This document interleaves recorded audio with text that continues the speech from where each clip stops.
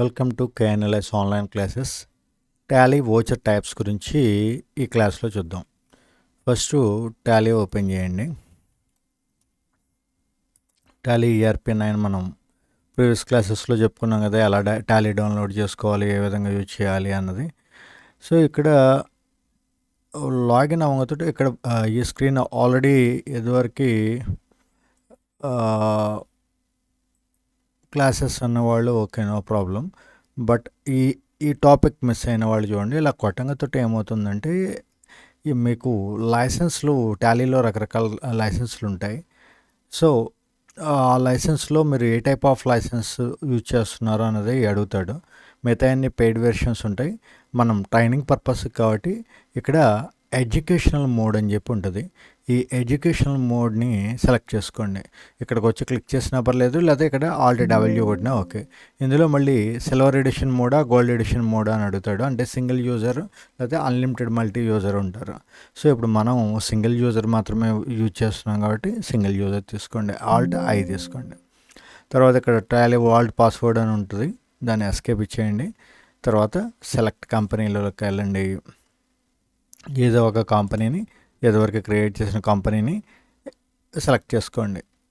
కంపెనీని ఎలా క్రియేట్ చేయాలి ఏంటి అన్నది ఏదోవరకు ప్రీవియస్ క్లాసెస్లో చూసాం కదా, వాటిని ఒకసారి అబ్జర్వ్ చేయండి క్లాస్ వినని వాళ్ళు ఎవరైనా ఉంటే. సో ప్రీవియస్ క్లాసెస్లో మనం అకౌంట్స్ ఇన్ఫర్మేషన్లోకి వెళ్ళి లెడ్జర్లోకి వెళ్ళి లెడ్జర్స్ని ఎలా క్రియేట్ చేయాలి, డిఫరెంట్ గ్రూప్స్లో ఇవన్నీ చెక్ చేసుకుంటూ వచ్చాం. ఇప్పుడు అసలు వీటిలో వోచర్స్ ఏ విధంగా ఎంటర్ చేయాలి, అసలు వోచర్ అంటే ఏంటి, వోచర్ అంటే ఇక్కడ ఏం క్లియర్గా ఇన్ఫార్మ్ చేస్తున్నాడు చూడండి. A voucher refers to a document or entry that records a transaction in the accounting system. It serves as evidence or proof of the transaction and helps maintain accurate and organized financial records. Okay, so ఇక్కడ ఏ business ఫరంలో కూడా ఏంటి రకరకాల transactions జరుగుతాయి. డబ్బులు ఇవ్వటం, డబ్బులు తీసుకోవటం, లేకపోతే ఏదైనా వస్తువులు అమ్మటం, లేకపోతే కొనటం, లేకపోతే ఏదైనా శాలరీస్ పే చేయటం, ఇలా number of financial transactions involve అయ్యి ఉంటాయి ఏ బిజినెస్లో అయినప్పటికీ కూడా. సో ఇదంతా కూడా రికార్డ్ చేసే సిస్టమ్నే వోచర్ సిస్టమ్ అని చెప్తాం. దీనివల్ల అడ్వాంటేజ్ ఏంటి, ఆ ఫైనాన్షియల్ స్టేటస్ ఏంటి, కంపెనీ యొక్క ఫైనాన్షియల్ స్టేటస్ ఏంటి, ఇదంతా కూడా చాలా యాక్యురేట్గా మనం మెయింటైన్ చేయడానికి ఈ వోచర్ ఎంట్రీ సిస్టమ్ అనేది యూజ్ అవుతుంది. సో అసలు వోచర్స్లో ఎన్ని రకాలు ఉన్నాయి చూడండి. ఇక్కడ కాంట్రా వోచర్ అని, రిసీట్ అని, జనరల్ అని, సేల్స్ అని, పర్చేజ్ అని, ఇలా రకరకాల వోచర్స్ ఇస్తాడు. సో ఈ వోచర్స్ అన్నిటిని గురించి ఇప్పుడు డీటెయిల్గా ఒక్కొక్కటి చెక్ చేసుకుంటూ వద్దాం. చూడండి, first of all payment voucher అంటున్నాడు. ఈ పేమెంట్ వోచర్ యొక్క పర్పస్ ఏంటి, క్రెడిటర్స్కి కానీ లేకపోతే ఏదైనా ఎక్స్పెండిచర్స్ కానీ ఉన్నట్లయితే కనుక, అంటే ఫర్ ఎగ్జాంపుల్ మీకు ఎవరో సమ్ XYZ అన్నవాడు మీకు క్రెడిటర్, వాడి దగ్గర నుంచి క్రెడిటర్ అంటే ఏంటి, యాక్చువల్గా టాలీ అన్నది ఎవరి కోసం, కామర్స్ స్టూడెంట్స్ కోసం. ఆ కామర్స్ ఐడియా ఉన్న వాళ్ళు ఈజీగా చేయడానికి వాళ్ళ యొక్క వర్క్ని సింప్లిఫై చేసుకోవడం కోసం టాలీ అన్నది యూజ్ చేస్తున్నాం. బట్ అసలు టాలీలో ఉన్న అడ్వాంటేజ్ ఏంటంటే, అకౌంటెన్సీ గురించి ఫుల్గా డీటెయిల్డ్ నాలెడ్జ్ లేకపోయినప్పటికీ కూడా వాళ్ళు ఈజీగా, జనరల్ పీపుల్ కూడా ఈజీగా టాలీని యూజ్ చేయడానికి డెవలప్ చేయబడింది ఇది. సో అయితే బేసిక్ నాలెడ్జ్ అన్నది ఉండాలి. సో ఇక్కడ మనకి క్రియేటర్ అన్న పదం గురించి కామర్స్ స్టూడెంట్స్కి అయితే చెప్పే పనే లేదు.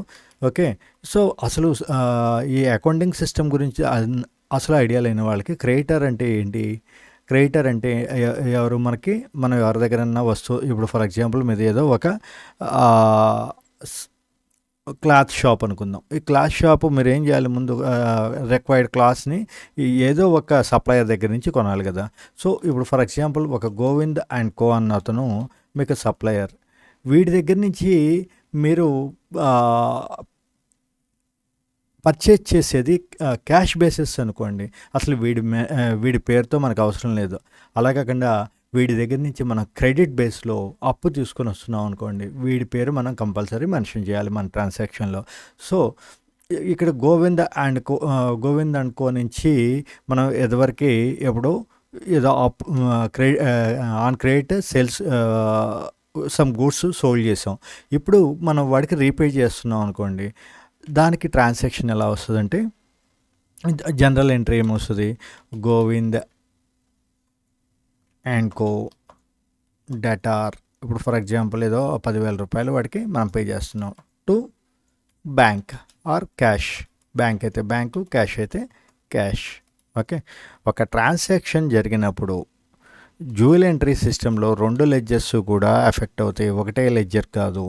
ఓకే, సో ఇక్కడ గోవింద్ అదివరకు మనకి క్రెడిట్ ఇచ్చాడు కాబట్టి క్రెడిట్ లెడ్జర్లో ఉంటాడు. వేరేస్ ఇప్పుడు ఫర్ ఎగ్జాంపుల్ చూడండి, ఇది అకౌంటెన్సీ టచ్ ఉన్న వాళ్ళకైతే ఇంత చెప్పక్కర్లేదు.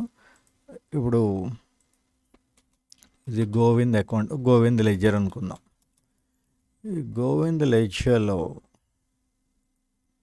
ఒక ట్రాన్సాక్షన్ ఎలా ఉంటుందంటే, ఇది డేట్, పలానా డేట్న మనం పర్చేజ్ చేసాం.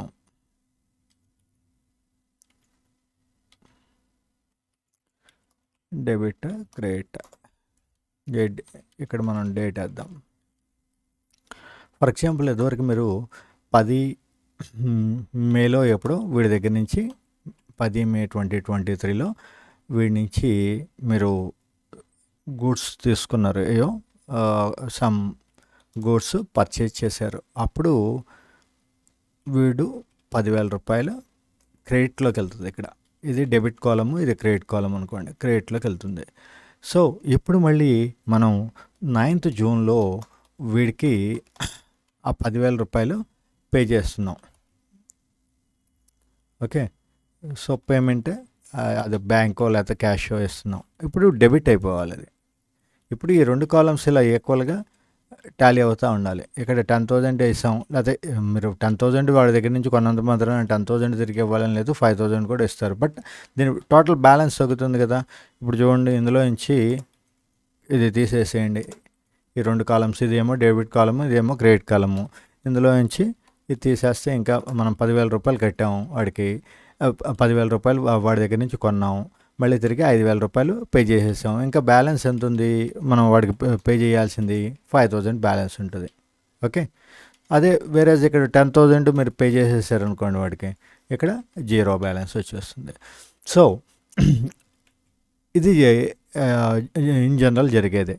సో ఇక్కడ మనకి గోవింద్కి మనం పే చేస్తున్నాం కాబట్టి, అదివరకు వాడు క్రెడిట్ అయ్యి ఉన్నాడు కాబట్టి ఇప్పుడు వాడిని డెబిట్ చేయాలి. So Govind debtor to bank.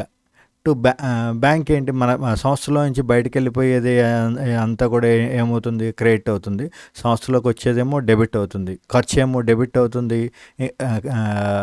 ఆదాయం ఏమో క్రెడిట్ అవుతుంది. ఈ ఫండమెంటల్ బేసిక్స్ గురించి ఐడియా లేని వాళ్ళు ఒకసారి బేసిక్స్ వాటిని ఫాలో అవ్వండి. Accountancy basics intermediate first year book తీసుకుంటే కామర్స్ బుక్, అందులో మీకు వీటి గురించి డీటెయిల్గా ఉంటుంది. ఓకే, జస్ట్ ఇక్కడ నేను అసలు ఐడియా లేని వాళ్ళకి ఒక అవుట్లైన్స్ వేస్తున్నా డీటెయిల్డ్గా వెళ్ళటానికి. మనకి ఇది ఓన్లీ టాలీ ప్రోగ్రామ్ చెప్తే కామర్స్ ప్రోగ్రామ్ కాదు కదా. సో అసలు నాలెడ్జ్ లేని వాళ్ళకి కొంత ఐడియా కోసం ఇన్ఫామ్ చేస్తున్నాం. సో ఇక్కడ ఈ పేమెంట్ వోచర్లో ఈ పేమెంట్ వోచర్ అన్నదాన్ని ఎప్పుడు సెలెక్ట్ చేసుకోవాలి మీరు? ఒకటి క్రెడిటార్స్కి అమౌంట్ ఇచ్చినా, లేకపోతే ఎక్స్పెన్సెస్ ఏమన్నా. ఎక్స్పెండిచర్ అంటే ఏంటి, ఫర్ ఎగ్జాంపుల్ ఏదో శాలరీస్ పే చేసాం, సో అప్పుడు శాలరీస్ డెటార్ ఒక 5,000 రూపాయలు శాలరీ ఇచ్చాం to bank or cash. Okay, so ఇలాంటి 2 సందర్భాల్లో మనం, అంటే సింపుల్గా చెప్పాలంటే పేమెంట్ వోచర్ అన్నది ఎప్పుడు తీసుకుంటామంటే, మనం ఎవరికన్నా దేని నిమిత్తమైనా పే చేస్తున్నాం, వాడు మనకి అప్పిచ్చి ఉండేయండి దాని నిమిత్తమో, లేకపోతే మనకి ఖర్చు ఒక శాలరీస్ పే చేయటమో, లేకపోతే కరెంట్ బిల్లు పే చేయటమో, ఫోన్ బిల్ పే చేయటమో, ఇలాంటివన్నీ కూడా అంటే మనం పే చేస్తున్నాం అంటే పేమెంట్ వోచర్, సింపుల్. ఓకే, తర్వాత నెక్స్ట్ వన్ రిసీట్ వోచర్. ఇందులో ఏంటి, receipt from debtors or income. Same vice versa, దీనికి క్వైట్ ఆపోజిట్లో ఉంటుంది. అంటే ఇదివరకు మనం ఏం చెప్పాం, మనం వీడి దగ్గర నుంచి గోవింద్ అండ అనుకో వాడి దగ్గర నుంచి మనం సరుకు కొన్నాం. వేరేస్ అలా కాకుండా మనం మళ్ళీ వాడు హోల్సేలర్. వాడి దగ్గర నుంచి మనం సరుకు కొని మళ్ళీ మనం అమ్ముతాం. సో, ఇలా మనం రిటైలర్ అంటాం మనం. సో, ఈ రిటైలర్ ఏం చేస్తాడు, మళ్ళీ వాడి కస్టమర్స్‌కి కూడా క్రెడిట్ బేసిస్ మీద ఇస్తాడు. ఫర్ ఎగ్జాంపుల్ సేల్స్ ఓ రూ. 5,000 సేల్ చేసాం.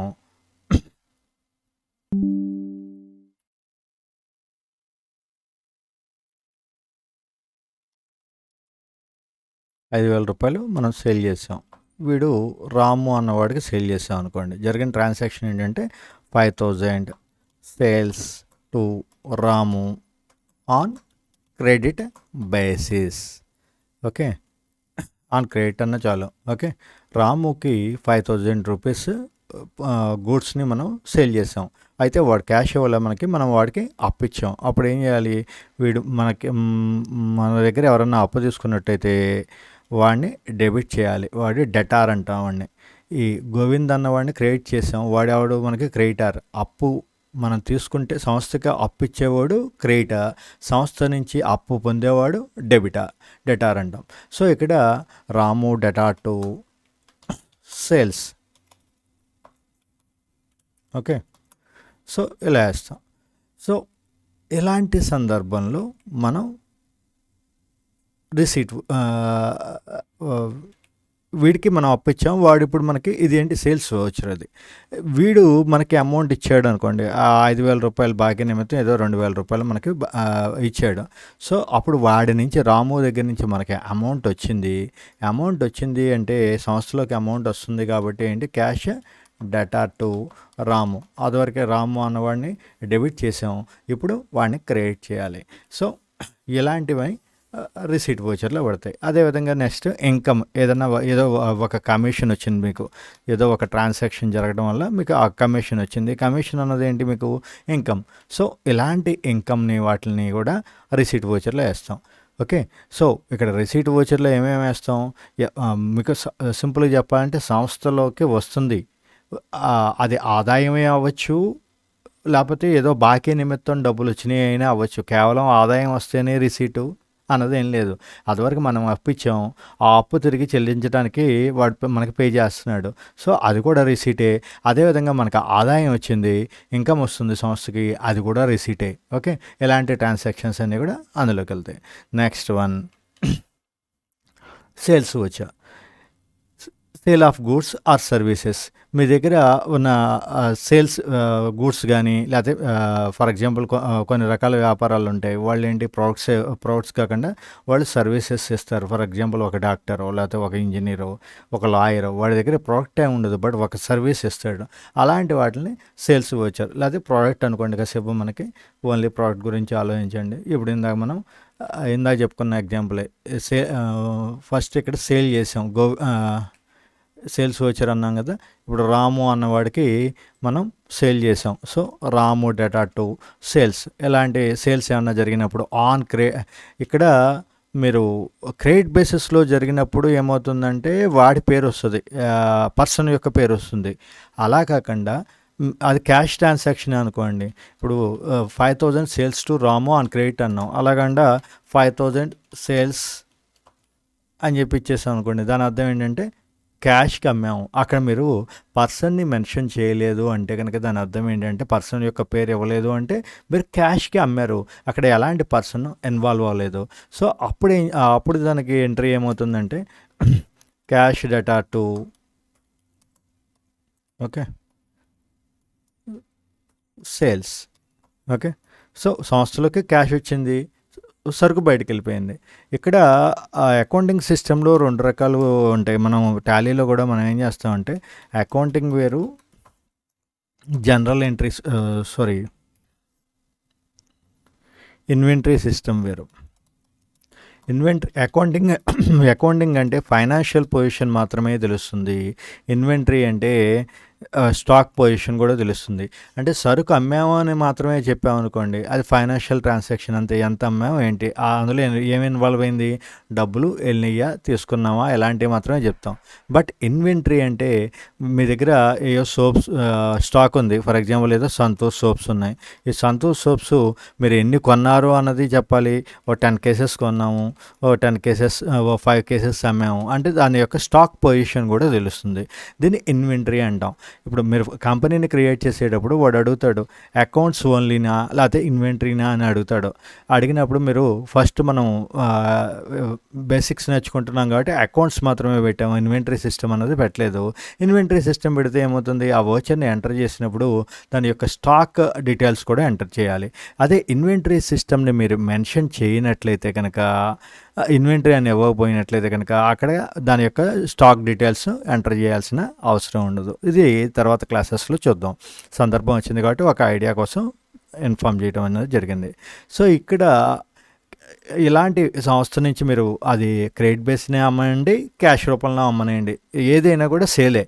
ఓకే, మీరు క్రెడిట్ బేస్ని అమ్మితే వాడు డెబిట్ అవుతాడు. అదే క్యాష్కో లేకపోతే బ్యాంక్ త్రూ యూపీఐ పేమెంటో లేకపోతే బ్యాంక్ పేమెంటో చెక్ ఏదో తీసుకుంటే బ్యాంక్లో క్రెడిట్ అయినట్టు, బ్యాంక్ డెబిట్ అయినట్టు చూపిస్తాం. ఓకే, డెబిట్ అంటే ఏంటి, బ్యాంక్ రిలేటెడ్ వచ్చేప్పటికి ఆదాయం.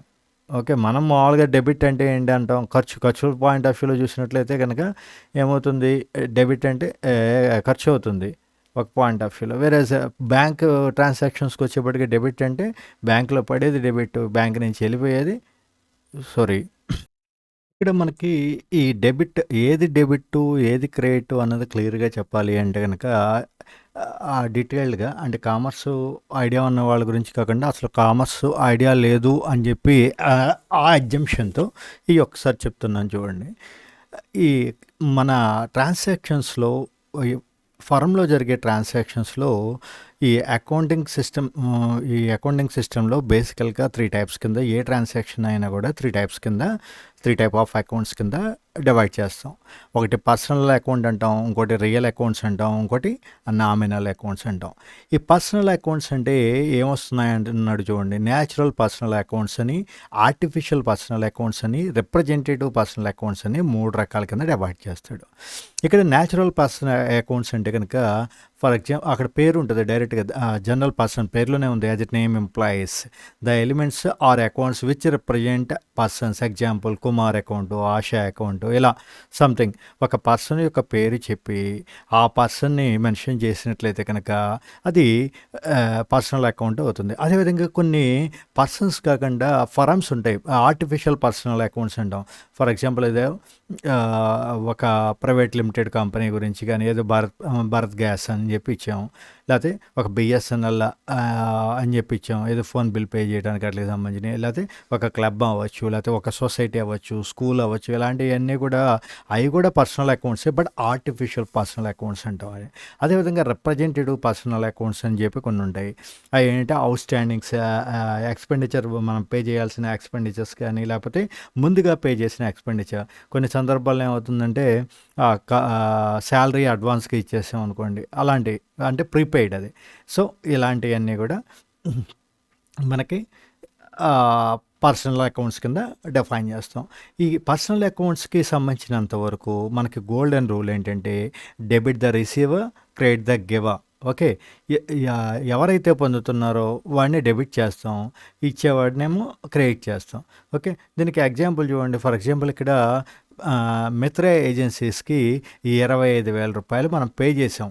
ఓకే, పే చేసినప్పుడు వీడు మన రూల్ ప్రకారం ఏంటి, డెబిట్ ద రిసీవర్. మిత్ర ఏజెన్సీ వాడు ఇప్పుడు ఏంటి, రిసీవ్ తీసుకుంటున్నాడు కదా, కాబట్టి వాడిని డెబిట్ చేయాలి.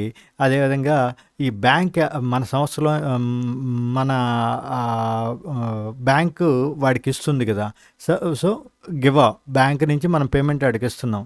దట్స్ వై ఇక్కడ బ్యాంక్ని క్రియేట్ చేస్తున్నాం.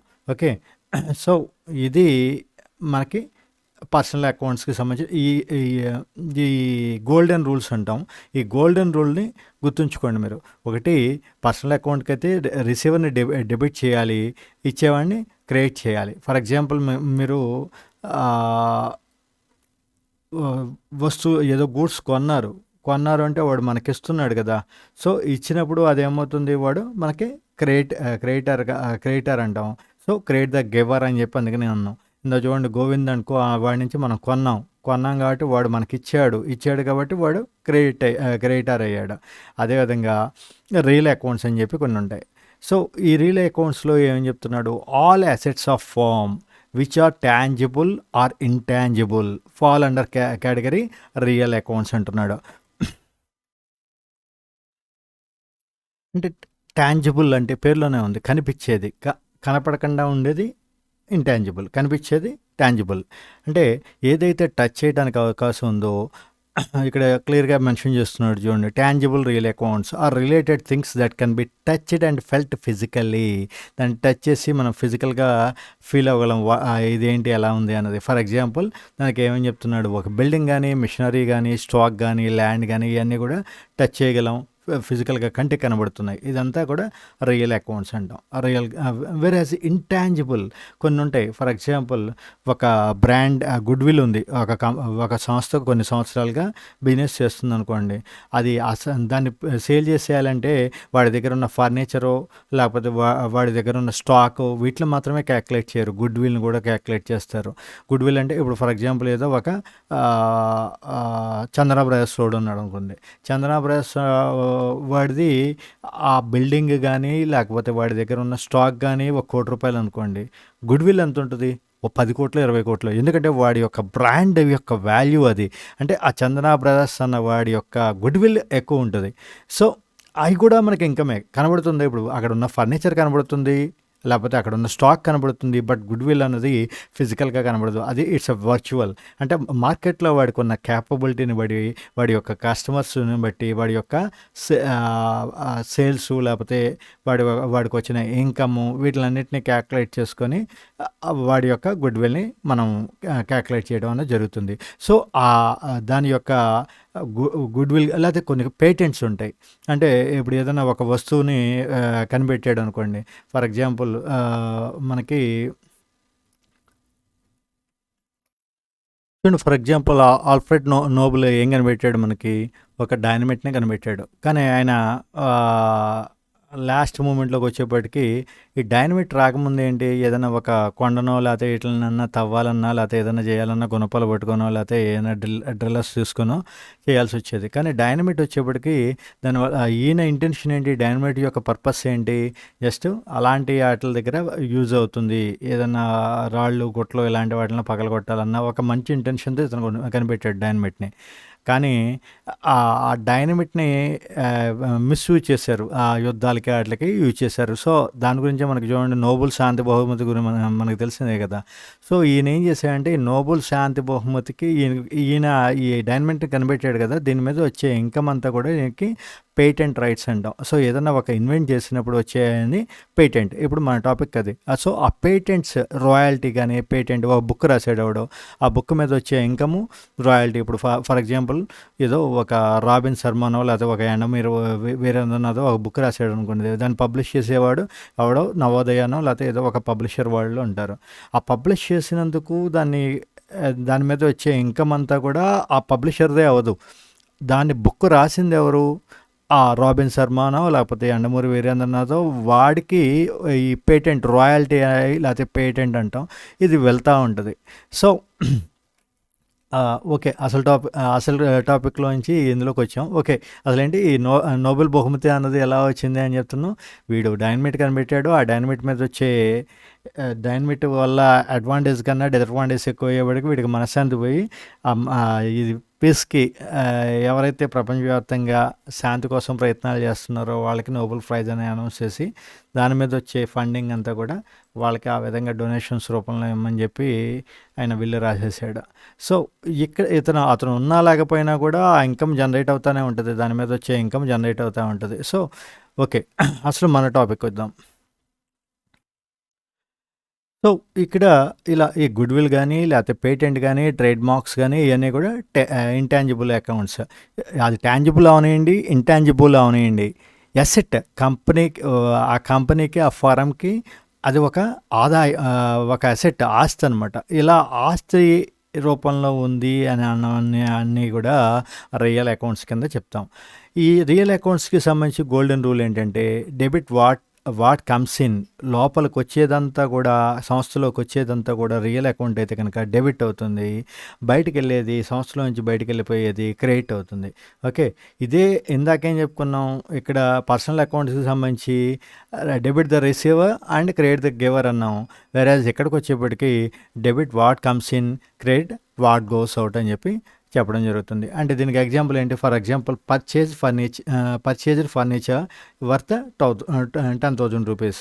ఇక్కడ సంస్థలోకి ఫర్నిచర్ వస్తుంది అంతే కదా, ఏం చెప్పాం ఇక్కడ రూల్ ఏంటి, డెబిట్ వాట్ కమ్స్ ఇన్, సంస్థలోకి మనకి ఫర్నిచర్ వస్తుంది కాబట్టి దీన్ని డెబిట్ చేసాం, సంస్థలో నుంచి క్యాష్ బయటికి వెళ్ళిపోతుంది కాబట్టి దాన్ని క్రియేట్ చేసాం. ఓకే, అదేవిధంగా ఇక ఫైనల్ ఏంటంటే nominal accounts which are related to expenses, losses, incomes or gains are called as nominal accounts అంటాం. అంటే ఇదివరకు దాంట్లో ఏంటంటే ఇది సంస్థ చెల్లించిందా, లేకపోతే సంస్థకు వచ్చిందా, లేకపోతే సంస్థలోకి ఆస్తి వచ్చిందా, ఆస్తి వెళ్ళిందా, ఇలాంటివి మాత్రమే ఉన్నాయి. వేరేస్ ఇక్కడికి వచ్చేప్పటికి నామినల్ అకౌంట్ అంటే అసలు మెయిన్ ఇదే కదా, సంస్థ యొక్క మెయిన్ టార్గెట్ ఏంటి, ఒకటి ప్రాఫిట్ గెయిన్ చేయటం. కానీ ఆ బిజినెస్ చేసేటప్పుడు కొన్ని సందర్భాల్లో మన ఎక్స్పెక్టేషన్ ఏంటి, బిజినెస్ ఎందుకు చేస్తున్నాం, బిజినెస్ లేకపోతే ఒక సర్వీస్ ఎందుకు చేస్తాం, ప్రాఫిట్ కోసం. కానీ కొన్ని సందర్భాల్లో మనకి లాసెస్ కూడా వస్తాయి. ఇలాంటి ప్రాఫిట్స్ కానీ, లాసెస్ కానీ, లేకపోతే ఎక్స్పెండిచర్ కానీ, ఇన్కమ్ కానీ, వీటిలన్నిటినీ కూడా ఏమంటాం అంటే నామినల్ అకౌంట్స్ అంటాం. ఇక్కడ ఇంకో నెక్స్ట్ పాయింట్ ఏమంటున్నాడు, nominal accounts don't really exist in physical form. Okay, nominal accounts ఫిజికల్గా ఏమైనా కనబడతా ఉంటాయా, కనపడవు కదా. So but behind every nominal account money is involved. ప్రతి నామినల్ అకౌంట్ వెనక కూడా ఖచ్చితంగా మనీ ఇన్వాల్వ్ అయ్యి ఉంటుంది. పర్చేజ్ చేసామంటే ఖచ్చితంగా ఏంటి, అక్కడ మనీ రిలేటెడే కదా. అదేవిధంగా శాలరీ పే చేసాం, మనీ ఇవ్వాలి. అదేవిధంగా సేల్స్ మనీ రిలేటెడ్, కమిషన్ వచ్చింది మనీ రిలేటెడ్, కమిషన్ పే చేసినా మనీ ఉంది, అందులో కమిషన్ ఇచ్చినా మనీ ఉంది. అంటే అక్కడ మనీ ఇన్వాల్వ్ అయ్యి ఉంది అంటే it's a nominal account. The final result of nominal account is either profit or loss which is the transfer to the capital account. Okay, so ఇక్కడ ఫైనల్ రిజల్ట్ ఏంటి, అది ఆ ట్రాన్సాక్షన్ ఏమై ఉండాలి, ఒకటి ప్రాఫిట్ అన్నా వచ్చి ఉండాలి, లేకపోతే లాస్ అన్నా వచ్చి ఉండాలి. అది సంస్థ యొక్క క్యాపిటల్కి ట్రాన్స్ఫర్ అవుతూ ఉంటుంది. సో ఇది నామినల్ అకౌంట్స్కి సంబంధించింది. దీనికి గోల్డెన్ రూల్ ఏంటంటే debit all expenditures and losses. Okay, expenditures అన్నిటినీ కూడా ఎక్స్పెండిచర్ కానీ లాస్ కానీ, for example expenditure, current bill pay చేసాం ఎక్స్పెండిచర్, శాలరీ పే చేసాం ఎక్స్పెండిచర్, ఏదో ఒక ట్రాన్సాక్షన్ చేస్తే అందులో లాస్ వచ్చింది, అది డెబిట్ చేయాలి. ఓకే, అదేవిధంగా క్రెడిట్ ఇన్కమ్ ఆర్ గెయిన్స్, ఏదైనా ఇన్కమ్ వచ్చింది లేకపోతే మీకు ఏదో కమిషన్ వచ్చింది, ఇవన్నీ కూడా క్రెడిట్ అంటాం. సో దీనికి ఎగ్జాంపుల్ ఏంటి, శాలరీస్ పే చేసాం కాబట్టి ఇది ఖర్చు కాబట్టి దాన్ని డెబిట్ చేసాం, శాలరీస్ డెబిట్ అయినాయి. ఓకే, సో ఇది మనకి అకౌంటింగ్ టైప్స్కి సంబంధించిన ఇన్ఫర్మేషన్. ఇదంతా ఒకసారి మీకు నోట్స్లో ప్లేస్ చేస్తాను. ఈ పీడిఎఫ్ అంతా ఒకసారి స్టడీ చేయండి. అంటే జస్ట్ అవుట్లైన్స్ మాత్రమే మనం చెప్పుకుంటూ వస్తున్నాం. పూర్తిగా అకౌంట్స్ నాలెడ్జ్ లేని వాళ్ళు ఎవరైనా టాలీ నేర్చుకుంటుంటే వాళ్ళ కోసం ఇది. ఓకే, ఇప్పుడు మనం చెప్పుకోబోయేది వోచర్ ఎంట్రీస్. వోచర్లో చెప్పుకునేటప్పుడు అసలు ముందు బేసికల్గా ఇక్కడ పేమెంట్ వోచరు, రిసీటు, సేల్స్, పర్చేజ్ అంటున్నాం. కానీ ఇందులో ఏది రియల్ అకౌంటు, ఏది నామినల్ అకౌంటు, ఏది పర్సనల్ అకౌంటు, దేన్ని డెబిట్ చేయాలి, దేన్ని క్రియేట్ చేయాలి అన్న అవగాహన లేకపోతే ఇది కొద్దిగా కాంప్లికేషన్ అవుతుంది. కాబట్టి కంపల్సరీ ముందు మీరు ఈ పీడిఎఫ్ అంతా స్టడీ చేయండి. ఓకే, సో ఇక్కడ రూల్స్ ఆఫ్ అకౌంటింగ్ దీన్ని సమ్మరైజ్ చేసినట్లయితే కనుక మొత్తం ఎన్ని రకాల అకౌంట్స్ ఉన్నాయని చెప్తున్నాం. ఇక్కడ personal account, real account, nominal account. Debit ఏది డెబిట్ చేయాలి, పర్సనల్ అకౌంట్ అయితే కనుక రిసీవర్ని డెబిట్ చేస్తాం. అదేవిధంగా సంస్థలోకి వచ్చేదేమో డెబిట్ చేస్తాం, సంస్థ నుంచి బయటకు వెళ్ళిపోయేది క్రెడిట్ చేస్తాం. ఇక్కడేమో రిసీవర్ని డెబిట్ చేస్తున్నాం, ఇచ్చేవాడిని క్రెడిట్ చేస్తున్నాం. నామినల్ అకౌంటెన్సీకి వచ్చేవాడికి డెబిట్ అంటే ఇక్కడ రెండే, అకౌంటింగ్ సిస్టంలో రెండు పదాలు డెబిట్ క్రెడిట్. ఏది డెబిట్ అవ్వాలి, ఏది క్రెడిట్ అవ్వాలి, మన పర్సెప్షన్ ఎలా ఉండాలి. ఓకే, ఇది డెబిట్ అవ్వాలా, క్రెడిట్ అవ్వాలా. సో అది పర్సనల్ అకౌంట్ అయితే కనుక డెబిట్ అవ్వాలి. అదే పర్సనల్ అకౌంట్లో తీసుకునేవాడైతే రిసీవర్ అయితే కనుక డెబిట్ అవ్వాలి, ఇచ్చేవాడైతే క్రెడిట్ అవ్వాలి. అదేవిధంగా అది రియల్ అకౌంట్ అయి ఉంది, సంస్థలోకి వస్తుంది అంటే ఏదైనా ఒక ఫర్నిచరో లేకపోతే ఏదో ఒక ఆస్తి సంస్థలోకి వస్తుంది. సో అది సంస్థలోకి వచ్చేదాన్ని డెబిట్ చేయాలి, సంస్థ నుంచి బయటికి వెళ్ళిపోయేదాన్ని క్రెడిట్ చేయాలి. అదేవిధంగా నామినల్ అకౌంట్స్కి వచ్చేప్పటికి ఖర్చులన్నీ కూడా, లాసెస్ అన్నీ కూడా ఇదంతా డెబిట్ అవ్వాలి. వెరాజ్ ఆదాయం కానీ లేకపోతే కమిషన్స్ కానీ గెయిన్స్ కానీ ఏదైతే ఉన్నాయో అదంతా క్రెడిట్ అవ్వాలి. సో ఇక్కడ